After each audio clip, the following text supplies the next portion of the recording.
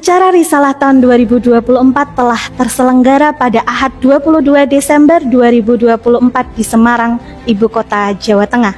Acara ini dihadiri ratusan tokoh lintas komunitas, mulai dari aktivis pemuda, tokoh masyarakat, tokoh intelektual, bertema kepemimpinan sekuler menyengsarakan kepemimpinan Islam, harapan masa depan.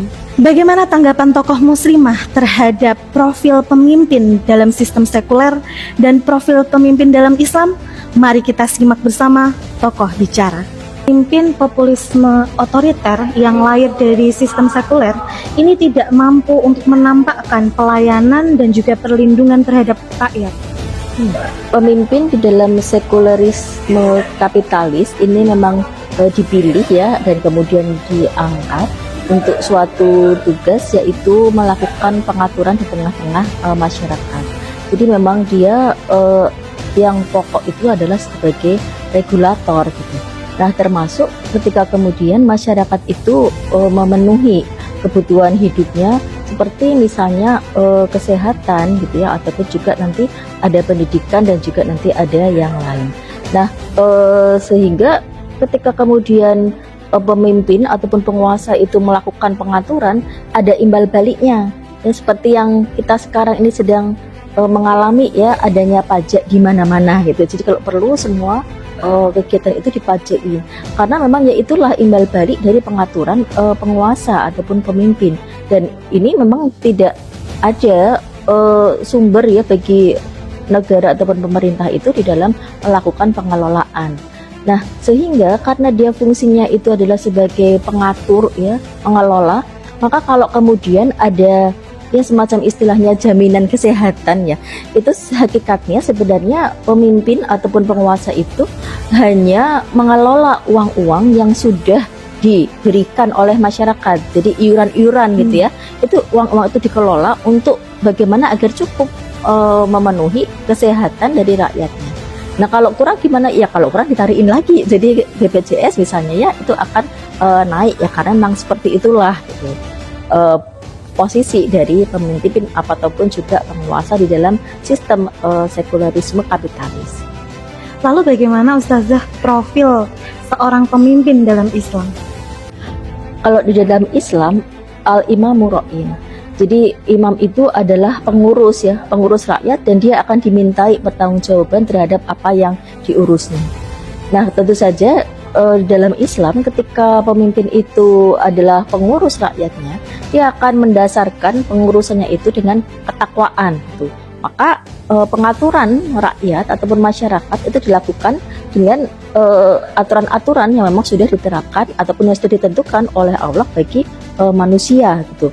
Nah, sehingga contoh tadi kesehatan, tentu pemimpin di dalam Islam tidak akan mengelola kesehatan masyarakat itu dengan cara menarik iuran gitu ya. Kemudian diputar uangnya itu untuk kemudian diwujudkan lagi dalam fasilitas kesehatan, tidak.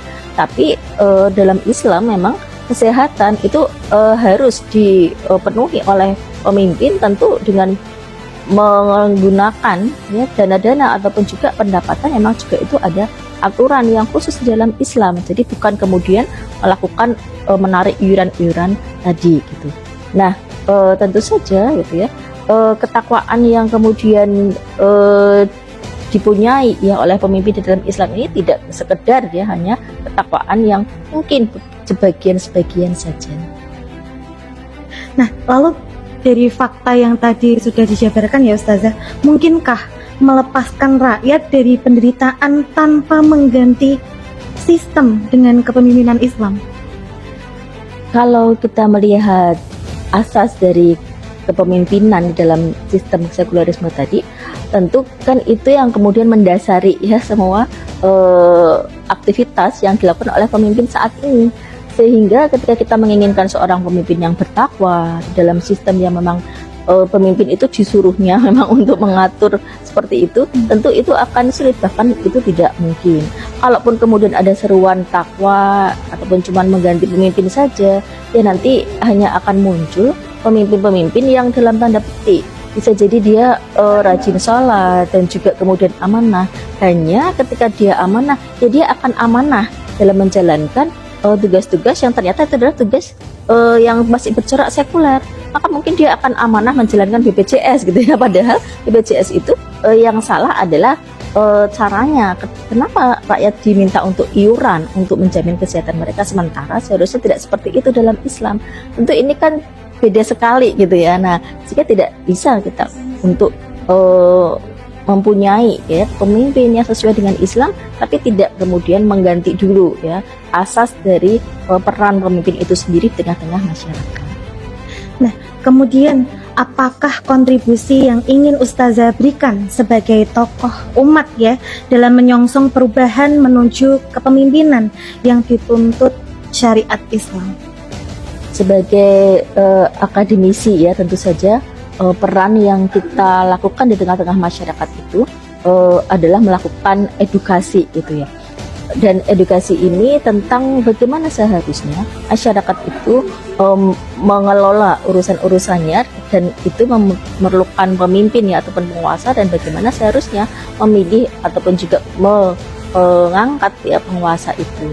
Dan harapannya dengan edukasi itu sampai kemudian mengubah pola pikir. Jadi tidak hanya kemudian umat tahu saja, tapi sampai mengubah pola pikir dan muncul kesadaran agar mereka mewujudkan ya aturan-aturan Islam, sehingga aktivitas-aktivitas di tengah-tengah masyarakat itu diatur dengan menggunakan aturan Islam. Maka yang seperti itu akan membawa masyarakat itu pada kesejahteraan tidak hanya duniawi ya, tapi juga kesejahteraan nanti ataupun kebahagiaan nanti di akhirat gitu.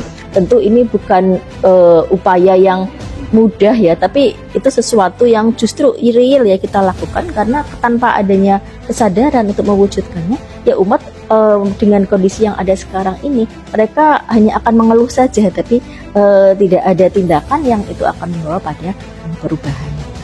Ya, baik, jazakillah khair Ustazah.